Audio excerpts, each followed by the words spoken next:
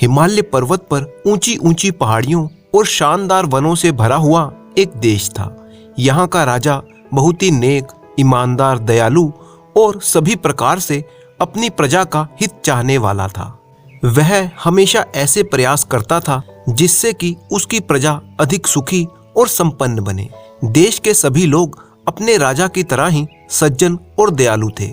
वे आपस में बड़े ही प्रेम भाव से रहते थे, अतः उनके मध्य कभी लड़ाई झगड़ा नहीं होता था।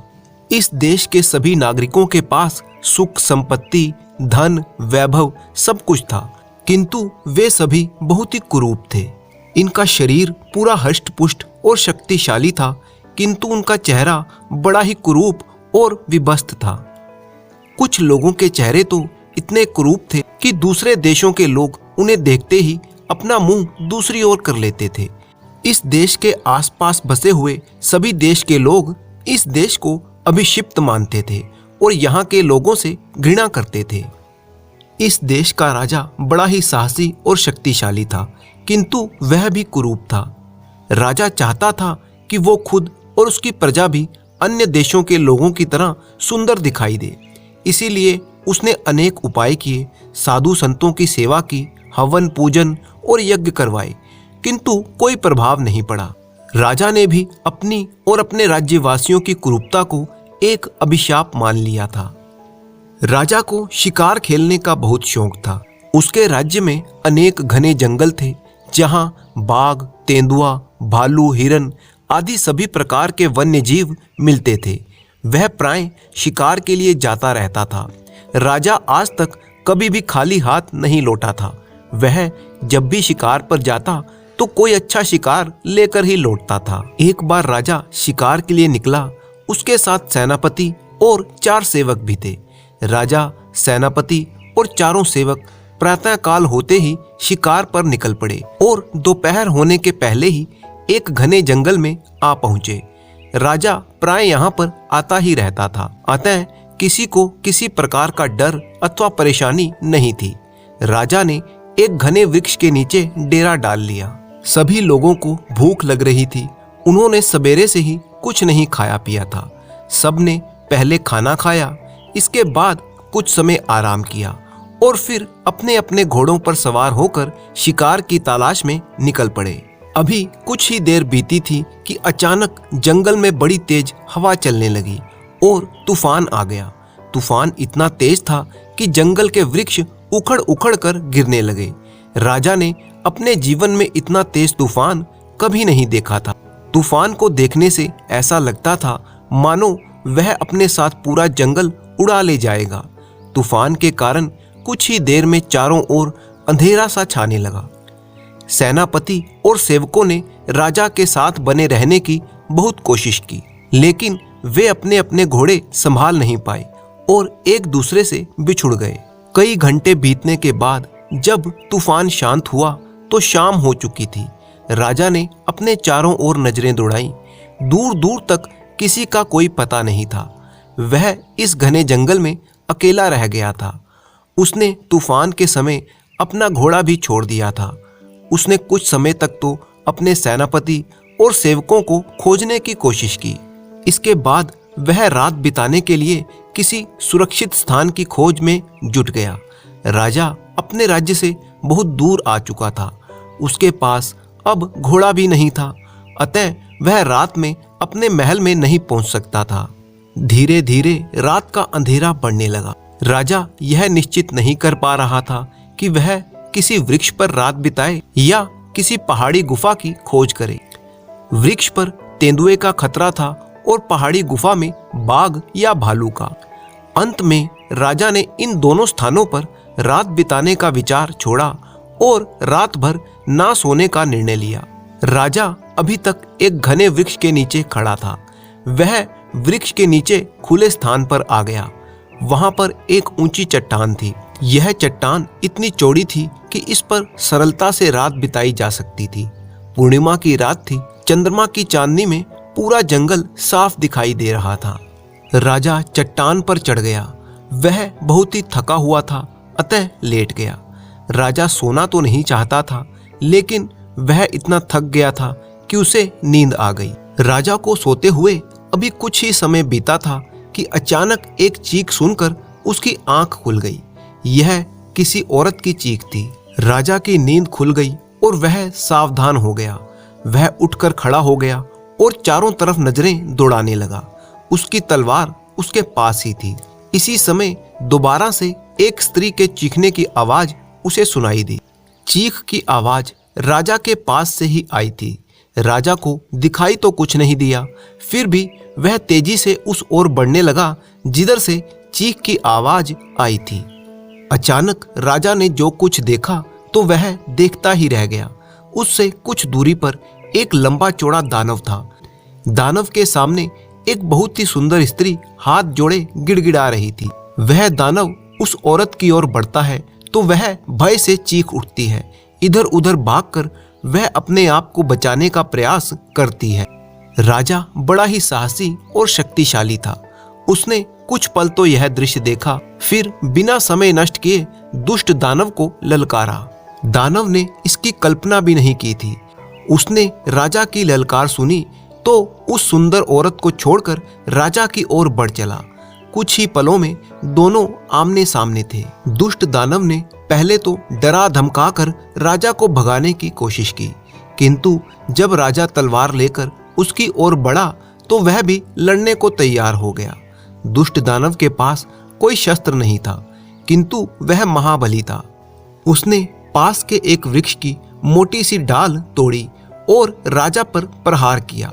राजा ने प्रहार बचा लिया और दानव के पीछे आ गया। दुष्ट दानव को यह लगा कि सामने खड़ा व्यक्ति भी बहुत साहसी और शक्तिशाली है। उसने इस बार एक पूरा का पूरा वृक्ष उखाड़ा और राजा की ओर फेंका। राजा इस वार से भी बच गया। इस तरह से दोनों के मध्य युद्ध होता रहा। धीरे धीरे अंधकार छटने लगा और सवेरा होने लगा। दानव बार बार किसी वृक्ष की मोटी डाल तोड़कर अथवा पूरा वृक्ष उखाड़कर राजा पर प्रहार करता और राजा अपनी चालाकी और फुर्ती से उसका वार बचा जाता। लेकिन राजा को दानव पर वार करने का एक भी अवसर नहीं मिल पा रहा था। दुष्ट दानव राजा पर इतनी तेजी से प्रहार कर रहा था कि राजा का पूरा ध्यान उसके वार से बचने में ही लगा हुआ था। वह सुंदर लड़की दूर खड़ी राजा और दुष्ट दानव की लड़ाई देख रही थी। उसके सामने खड़े दोनों बाहुबली बहुत ही कुरूप थे, किंतु शक्तिशाली थे। लेकिन दोनों में जमीन और आसमान का अंतर था। एक स्त्री को अपमानित करने के लिए प्रहार कर रहा था तो दूसरा स्त्री के सम्मान की रक्षा के लिए अपनी जान पर खेल रहा था। अचानक राजा को एक अवसर मिल गया। दुष्ट दानव एक मजबूत पेड़ को उखाड़कर उस पर प्रहार करना चाहता था, लेकिन वृक्ष की जड़ें इतनी गहरी थी कि वह सरलता से नहीं उखड़ रहा था। राजा ने इस अवसर का लाभ उठाया और अपनी तलवार से दुष्ट दानव के पैरों पर भरपूर प्रहार किया। वह दानव वार सहन नहीं कर सका और उसके पैर कट गए। वह जोर जोर से चीखा और हाथों के बल राजा की तरफ बढ़ने लगा। राजा पहले से ही सावधान था। उसने दुष्ट दानव का सिर काट दिया और उसे मार डाला। सुंदर युवती ने जब राक्षस को मरते हुए देखा तो उसकी जान में जान आई। उसे अपने सामने खड़ा कुरूप व्यक्ति बड़ा ही सुंदर लगने लगा। राजा अभी तक दुष्ट दानव से युद्ध करने में ही लगा था। उसने उस रूपसी को ठीक से देखा भी नहीं था। दानव के मरने के बाद जब उसने युवती को ठीक से ऊपर से नीचे तक देखा तो युवती बड़ी ही सुंदर थी और उसे मोहक नजरों से देख रही थी। राजा उसे देखकर मुस्कुराया। इसके बाद दोनों में बातें होने लगी। इन्हीं बातों में युवती ने बताया कि वह एक ऋषि कन्या है। उसके पिता परम तपस्वी ऋषि हैं और यहीं पास में ही उनका आश्रम है। युवती ने राजा को अपने पिता के पास ले चलने की इच्छा व्यक्त की। उसने राजा को यह भी बताया कि उसके पिता बहुत क्रोधी हैं, किंतु इसमें घबराने की या परेशान होने की कोई बात नहीं है। राजा को युवती बहुत ही अच्छी लगी। वह उसकी सुंदरता पर मोहित हो चुका था और उससे विवाह करना चाहता था। अतः वह ऋषि के पास जाने के लिए तैयार हो गया। अचानक ऋषि स्वयं ही वहां पर प्रकट हो गए। वह अपनी कन्या को ढूंढते हुए वहां पर पहुंचे थे। युवती ने अपने पिता को देखा तो शर्माते हुए राजा के पास से हटी और अपने पिता के पास जाकर खड़ी हो गई। उसने अपने पिता को बताया कि पिछली शाम वह उनके लिए जंगल से कुछ फल फूल लेने के लिए निकली थी तो एक दानव उसके पीछे पड़ गया। दानव उसे अपमानित करना चाहता था। इसके साथ ही उसने पिता को यह भी बताया कि राजा ने किस प्रकार दानव को मारा और उसकी रक्षा की। उसने पास ही पड़ा हुआ दानव का मृत शरीर भी उन्हें दिखाया।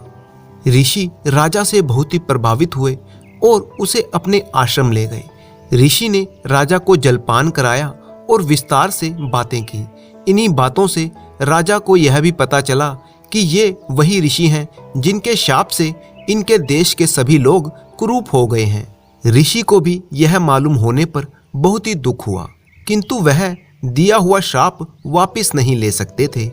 ऋषि ने बहुत ही सोच विचार किया और फिर राजा को अपने आश्रम के बाहर ले आए। उन्होंने अपने कमंडल से थोड़ा सा जल निकाला और चारों दिशाओं में छिड़क दिया। ऋषि के ऐसा करते ही चारों ओर नए नए वृक्ष निकल आए। ये वृक्ष लाल रंग के फूलों से लदे हुए थे। ऋषि कन्या और राजा दोनों यह सब देख के आश्चर्यचकित रह गए। ऋषि ने अपने द्वारा उत्पन्न किए हुए वृक्षों और फूलों को देखा और फिर देवता धन्वंतरी का आह्वान किया। कुछ ही पलों में धन्वंतरी देव प्रकट हो गए। ऋषि ने धन्वंतरी देव को अपने श्राप और राजा और अपनी कन्या के विषय में विस्तार पूर्वक बताया और उनसे अनुरोध किया कि वह इन फूलों से एक औषधि तैयार करें जिसके सेवन से वह सुंदर और आकर्षक बने और उसे चिर यौवन प्राप्त हो।